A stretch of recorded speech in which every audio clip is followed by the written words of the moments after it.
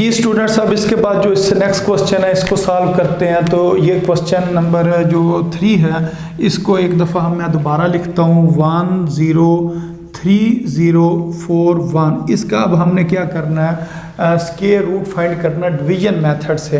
तो इसके साथ हम इस तरीके से पहले लाइन लगा देंगे, फिर हमने पेयर बनाने होते हैं। मसलन ये जो दो टर्म्स हैं इनका, तो ये 41 का पेयर बना दिया, इसके ऊपर एक बार लगा दी या लाइन लगा दी। इसी तरह 30 का पेयर बना दिया, और ये जो 10 है इसका हम पेयर बना देंगे। अब हमने 10 के करीब कोई ऐसा नंबर देखना है जो इनको मल्टीप्लाई करने से आता है। तो इधर अगर हम देखें तो 10 के करीब क्या है, 9 है। तो अब 9 वाला हमने नंबर लेना है। तो 9 किस तरह बनता है, 3 × 3। तो एक 3 हम इस जगह पर लिखेंगे और एक 3 ऊपर लिख देंगे। 3 × 3 करेंगे, कितना आ जाएगा, 9 आ जाएगा। अब हमने क्या करना है, 10 में से 9 को माइनस करना है। तो इस जगह पर हमारे पास 1 आ जाएगा। अब ऊपर से आपने जो ये पूरा पेयर बना हुआ है 30 वाला, इसको नीचे लिख देना। अब इस नंबर को डबल करना, 3 को डबल किया, कितना आ गया जी, 6 आ गया। अब ये जो 6 है इसको आपने लिख लेना है, 3-4 बार लिख लेना है, 6 6 6 और 6। अब आपने इसके आगे क्या लिखना है, ये जो इस तरह मैंने लिखा ना 1 × 1, इस तरह आपने लिखना है 1 × 1। फिर इसके आगे लिखें 2 × 2, फिर लिखें 3 × 3, फिर लिखें 4 × 4 और इसको लिखें 5 × 5। तो अब 61 को अगर हम 1 से मल्टीप्लाई करें तो हमें पता है इस जगह पर क्या आ जाएगा, 61 आ जाएगा। अगर 62 को 2 से मल्टीप्लाई करें, 2 2s are 4 और 2 6 are 12, यानी कि 124 आ जाता है। इसी तरह अगर 63 को 3 से मल्टीप्लाई करें, 3 3s are 9 और 3 को जब हमने 6 से मल्टीप्लाई करना तो इधर कितना आ जाना है जी, 18 आ जाना। तो 189। तो इधर अगर हम देखें ये तो नंबर 130 है, तो 130 जो है वो 124 के करीब है। तो ये जो 189 है ये 130 से ज़्यादा हो गया, तो ये नंबर नहीं लेंगे। इससे जो पिछला नंबर है इसको ले लेंगे। तो ये वाला जो नंबर है ये वाला 124, ये ठीक है। अब ये 6 तो हमने पहले से लिखा हुआ है इस जगह पर, ये जो 6 लिखा हुआ है। अब आगे हमने लिखना है 2 × 2, एक 2 इधर लिखेंगे और एक 2 ऊपर लिख देंगे। अब 62 को अगर मैं 2 से मल्टीप्लाई करूं तो मेरे पास आंसर आता है 124।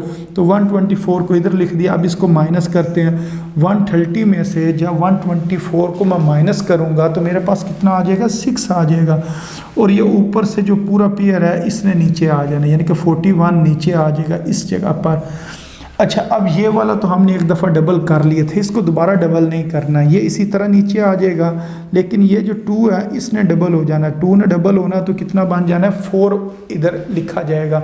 अब ये जो लिखा हुआ ना 64, इसको हमने लिखना है कोई 3-4 बार लिख लें, 64 64 64 64, इस तरह ये आपने लिख लेना। अब इसके आगे हमने क्या लिखना होता है, जैसा कि आपको मैंने पहले भी बताया, इस जगह पर हम लिखते हैं 1 × 1, फिर 2 × 2, 3 × 3 और 4 × 4।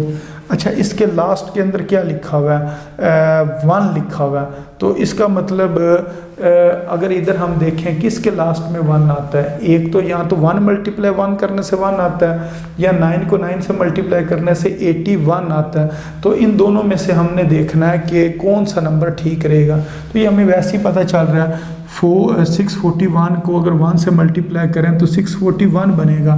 तो हमने बनाना भी क्या है, 641। तो ये बाकी को सॉल्व करने की ज़रूरत नहीं है। तो ये 64 हमने पहले से लिखा हुआ इधर, तो आगे क्या लिखेंगे, 1 × 1, एक 1 इधर लिखेंगे और एक 1 इधर लिखेंगे। 641 को 1 से मल्टीप्लाई करेंगे तो आंसर आ जाएगा 641। तो नीचे अब इधर कोई चीज़ भी नहीं बची है, तो ये हमारा आंसर होगा 321। तो इस तरीके से ये आपने इसका जो स्क्वायर रूट है वो फाइंड करना था। तो उम्मीद है आपको इस क्वेश्चन की भी समझ आ गई होगी। जी स्टूडेंट्स, अब ये जो क्वेश्चन लिखा हुआ है इस क्वेश्चन को सॉल्व करते हैं कि इसका हमने स्क्वायर रूट फाइंड करना डिवीजन मेथड से, या इसका जज़र मालूम करना है बज़रिया तकसीम। तो इस क्वेश्चन को एक दफ़ा मैं दोबारा लिखता हूँ, 418,609। तो इसके साथ आपने इस तरीके से लाइन लगा लेनी है।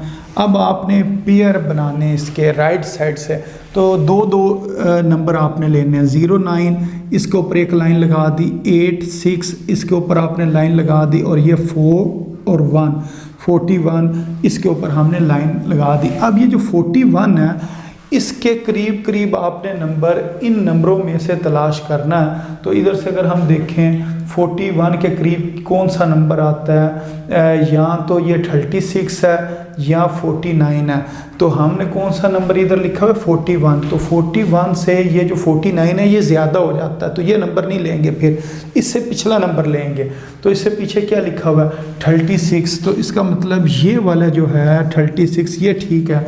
अब ये जो 6 है इस 6 को आपने इस जगह पर लिखना है, और ये जो दूसरा 6 है इस 6 को आपने ऊपर लिखना है, फिर इन दोनों को मल्टीप्लाई करना। तो इस जगह पर कितना आ जाएगा जी 36। अब 41 में से आपने 36 माइनस करने हैं, तो इस जगह पर कितना आ गया जी 5।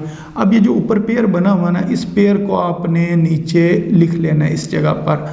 तो इसको अगर हम नीचे लिखें तो ये आ जाएगा जी 86, इधर ये 586 आ गया। अब आपने क्या करना होता है, ये जो राइट साइड पर आपने नंबर लिखा है इसको डबल करना है। अगर 6 को डबल करें तो कितना आ जाएगा जी 12 आ जाएगा। अब ये जो 12 है इस 12 को आपने तकरीबन 3-4 बार लिख लेना, मसलन इस तरह 12 12 12, ये आपने ना तकरीबन 4-5 बार लिख लेना। अब इसके आगे आपने क्या करना है, यानी कि ये जो नंबर होगा इसको इधर लिखेंगे, इसके आगे आपने यही नंबर लिखने हैं। ये जो शुरू में मैंने आपको बताया ना इस जगह पर जो लिखे हुए हैं 1 × 1, 2 × 2, 3 × 3, 4 × 4, 5 × 5। अब आपने इस नंबर के करीब करीब कोई नंबर देखना जो इनमें से किसी एक नंबर को मल्टीप्लाई करने से आ जाए।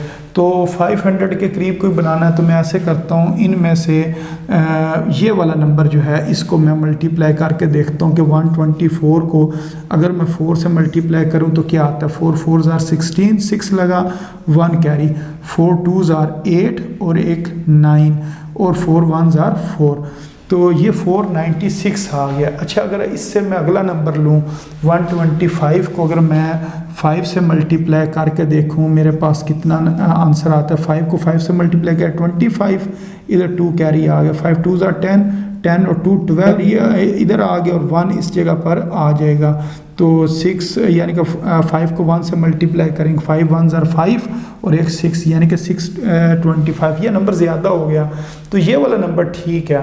तो इसका मतलब अगर हम 124 को 4 से मल्टीप्लाई करें 496 आता है। तो यहाँ ये जो 12 है ये तो हमने पहले से लिखा हुआ है इस जगह पर, तो फिर आगे क्या लिखना है 4 × 4, एक जो 4 है वो इस जगह पर लिख देंगे और दूसरा 4 ऊपर लिख देंगे। 124 को 4 से मल्टीप्लाई करेंगे तो कितना आ जाएगा 496, इस जगह पर माइनस लिखेंगे। अब ये हमने ना 586 में से 496 को माइनस करना, तो ये आ गया इस जगह पर 6 में से 6 के 0, और उसके अलावा इस जगह पर अगर हम 58 में से 49 माइनस करें तो इस जगह पर कितना आ जाएगा 9 आ जाएगा, और ऊपर से जो 09 है इसने नीचे आ जाना है, तो इस जगह पर हम लिख देंगे 09। अच्छा, अब ये जो 12 था इसको तो हमने डबल कर लिया था, तो इसको हम इधर ही लिखा रहने देंगे, लेकिन ये डबल करेंगे तो कितना हो जाएगा 8 हो जाएगा। पहले हमने 6 को डबल किया था, अब हमने किसको डबल करना है जी 4 को डबल किया तो कितना आ गया जी 8 आ गया। अब ये जो नंबर इस जगह पर लिखा है 128, इसको आपने ना 3-4 बार लिख लेना, 128 128 128, इस तरह ना आप इसको लिखते जाएं। तो इसको बेशक आप 6-7 बार लिखें, तो ये मैं इस जगह पर लिख लेता हूँ, तकरीबन ये मैंने 7 बार लिख लिया। अब इसके आगे हमने क्या लिखना होता है, इसके आगे हमने लिखना होता है जी 1 × 1, फिर 2 × 2, 3 × 3, 4 × 4, 5 × 5, 6 × 6 और 7 × 7।